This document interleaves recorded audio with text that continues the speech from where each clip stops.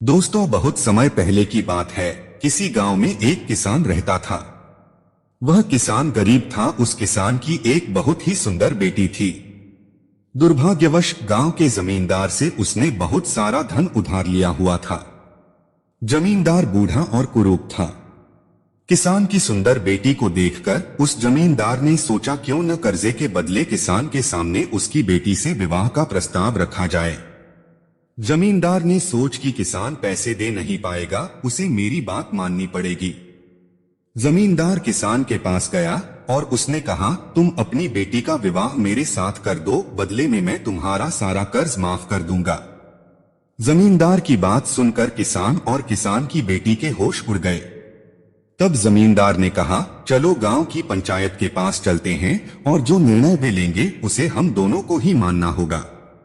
वो सब मिलकर पंचायत के पास गए और उन्हें सब कह सुनाया। उनकी बात सुनकर पंचायत ने थोड़ा सोच विचार किया और कहा, ये मामला बड़ा उलझा हुआ है, हम इसका फैसला किस्मत पर छोड़ते हैं। जमींदार सामने पड़े सफेद और काले रोड़ों के ढेर से एक काला और एक सफेद रोड़ा उठाकर एक थैले में रख देगा। फिर लड़की बिना देखे उस थैले से एक रोड़ा उठाएगी और उस आधार पर उसके पास 3 विकल्प होंगे। एक, अगर वो काला रोड़ा उठाती है तो उसे जमींदार से शादी करनी पड़ेगी और उसके पिता का कर्ज माफ कर दिया जाएगा। 2, अगर वो सफेद पत्थर उठती है तो उसे जमींदार से शादी नहीं करनी पड़ेगी और उसके पिता का कर्ज भी माफ कर दिया जाएगा। 3, अगर लड़की पत्थर उठाने से मना करती है तो उसके पिता को जेल भेज दिया जाएगा। पंचायत के आदेशानुसार जमींदार झुका और उसने 2 रोड़े उठा लिए। जब वो रोड़ा उठा रहा था तो तब तेज आंखों वाली किसान की बेटी ने देखा कि उस जमींदार ने दोनों काले रोड़े ही उठाए हैं और उन्हें थैले में डाल दिया है।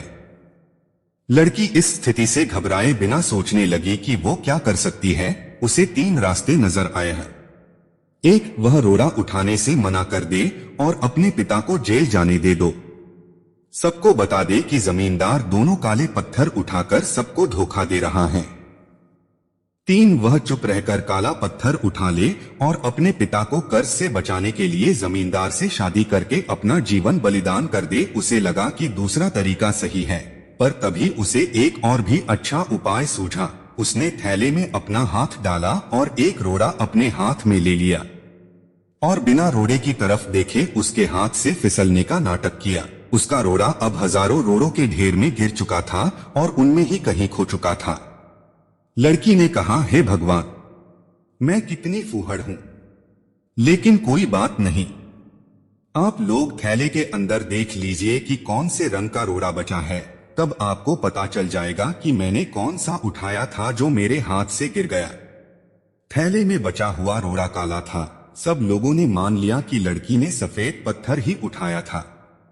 जमींदार के अंदर इतना साहस नहीं था कि वो अपनी चोरी मान ले। लड़की ने अपनी सोच से असंभव को संभव कर दिया।